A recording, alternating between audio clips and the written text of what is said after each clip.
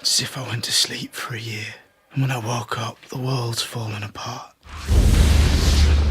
There is tremendous clamor for revenge, especially in the wake of the Red Wedding. Catelyn Stark's death, Richard Madden and Una Chaplin. That moment, I knew it was coming, and it ripped me up inside. I cried. I actually shed a tear I shed a tear. All the performances were extraordinary, and it was very emotional to do. It's sort of, where do you go from there? Some of the most shocking and mind-blowing scenes of the entire series come at the end of this coming season. Some very bloody confrontations. I know how important the Red Wedding is to so many fans of the show and the books, but we pick up the pieces and top it in many ways. This is definitely the most dangerous season for Tyrion. It seems like almost every episode he's in jeopardy of getting his head removed from his shoulders. Tyrion has never been faced with this much public humiliation because he usually has an answer for it. I've talked myself out of 1,000 dark corners, Podrick. I don't think I'm talking my way out of this one. He's usually center stage, and he usually is better at it than the people around him. This time around, he's left as an audience member. I'm guilty of being a dwarf. There's no boundary with her and Tyrion of inflicting emotional damage. She's quite happy to do it. You've always pitied him. Our poor little brother. He'd kill us all if he could. Tyrion and Jaime definitely have a love that Tyrion doesn't have with the other members of his family, and he helps Tyrion a great deal this season. Careful. I'm the last friend you've got. My favourite character is Bronn, Jerome Flynn. I really like Cersei because she's just a fantastic character, and even though everyone hates her, you kind of love to hate her. Jaime Lannister. He's complex. The thing that Nikolai has is this incredible charisma. He was born to play that part. Oberyn Martell is the one wild card. I would describe Oberyn as a deeply passionate person. I think that he's very, very dangerous, but he's also good. I think Oberyn's feelings for the Lannisters go beyond disdain and then to hatred. Why did you come to King's Landing, Prince Oberyn? I was invited to the royal wedding. The Lannisters aren't the only ones who pay their debts. He uses the invitation to the wedding to come and seek out what he really wants, and that is vengeance. Joffrey. Joffrey's a wee prick. Mummy's boy, a bully. He's got nice eyes. I feel like Jack, the actor, has an abundance of redeeming qualities. I feel like Joffrey, the character, less so. He's kind of always sits like squiffy on his chair. And he's like always picking it at the handle, and he's like, I am the king! Joffrey, I mean, clearly the last person on Earth you would want to have any kind of power. I broke Stannis on the Blackwater. Pity you weren't there to help, Uncle. My apologies, Your Grace. I was rather busy. Busy getting captured. It's the best fun to play such a hateful or hate-inspiring character. Just to get the reaction out of someone is it's very satisfying. It's nice to, make people hate you. A royal wedding is history. The time has come for us all to contemplate our history. In terms of the challenge of the wedding, it's the entirety of it. It's the totality of a massive scene which takes up about half the episode. It was like shooting a short film in itself, actually. I was shocked by the sheer scale. I really have never seen anything like that in Game of Thrones before. I would find it very hard that I would have a wedding ceremony replicated like that again in my career. It was majestic, it was shimmering, and it just looked pristine. I think that's what Joffrey likes. He likes really something ostentatious and grand. The great thing about this show is they like to put you into atmospheres and into environments that conjure up certain feelings inside of you when you're playing the scenes out. Your imagination is kind of fueled, it's all there. My throne room is a mini tropical version of a Westeros throne room. That set is unbelievable. I walked in and was like open-mouthed for a good 10 minutes. Very intimidating. And Amelia's lovely, but you kind of look up at them and it's kind of frightening. She's exploring what kind of a leader she could be. How can I rule 7 kingdoms if I can't control a single city? The cities that Dany has previously liberated are beginning to revolt because it's all well and good going in and cutting the tie and seemingly breaking people free, but if you don't leave them with any kind of a structure or any kind of a commander who shares the same morals and views as the person who liberated them, then it's a free-for-all. They can live in my new world, or they can die in their old one. When the dragons were first born, they were adorable little babies and completely devoted to their mother, and they couldn't even eat without her. With each season, they grow, and with each season, they become a little bit more dangerous. And now they're at the point where they're not babies anymore. They are outgrowing the restrictions that she's placing on them. She's always feared it. I mean, for goodness sake, they're dragons. They've killed her enemies. What's going to stop them from killing anyone? Because they're dragons in a non-dragon world. They're dragons, Khaleesi. They can never be tamed. I think it's kind of a symbol of her losing control of herself and losing control of what she's doing.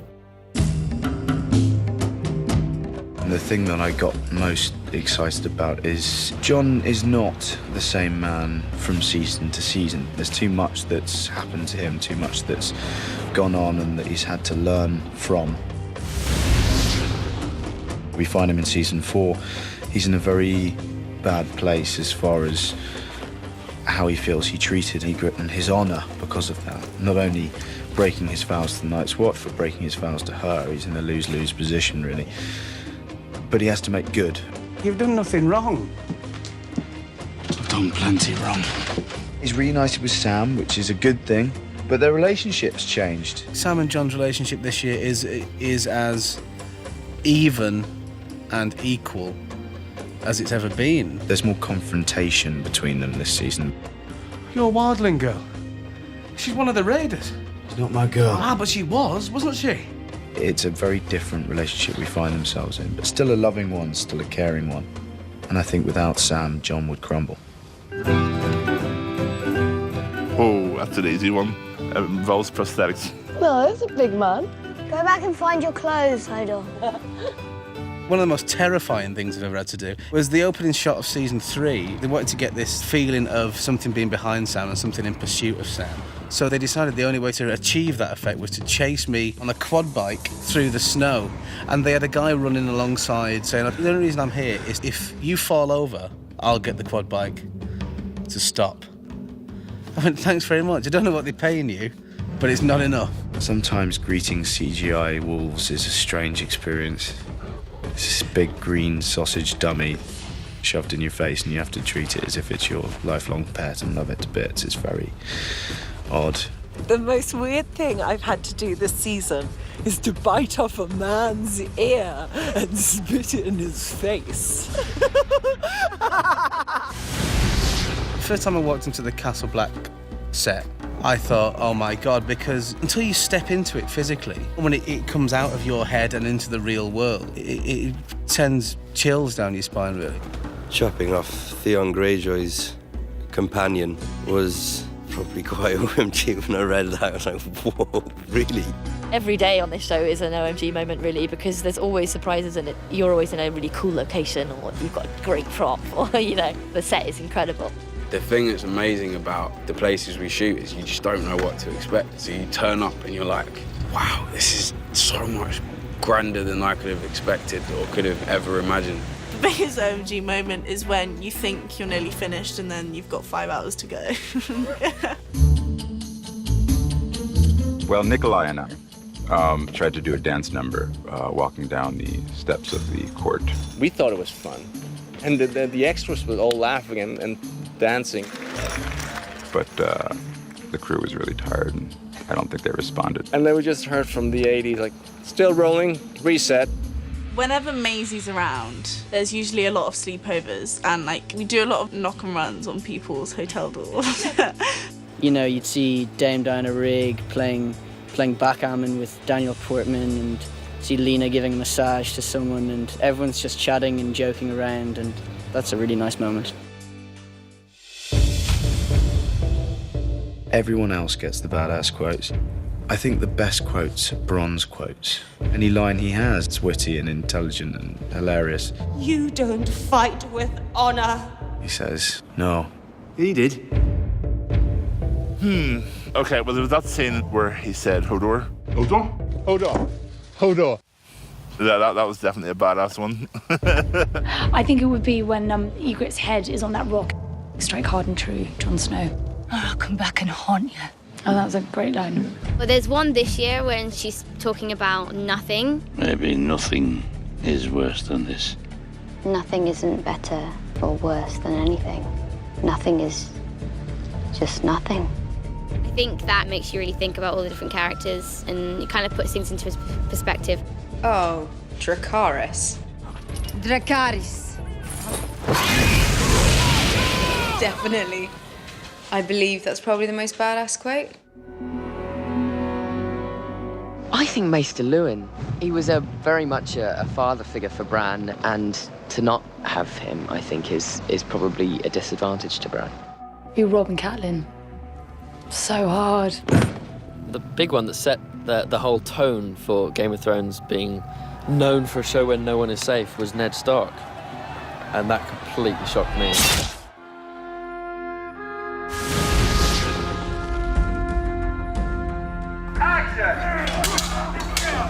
I think as in previous seasons, there's a build. I think what makes this season different is that things really get going much more quickly. It's more thrilling throughout than season 3 was. There's definitely objectively more action, and there are a whole lot of things on the production front that we've never done before.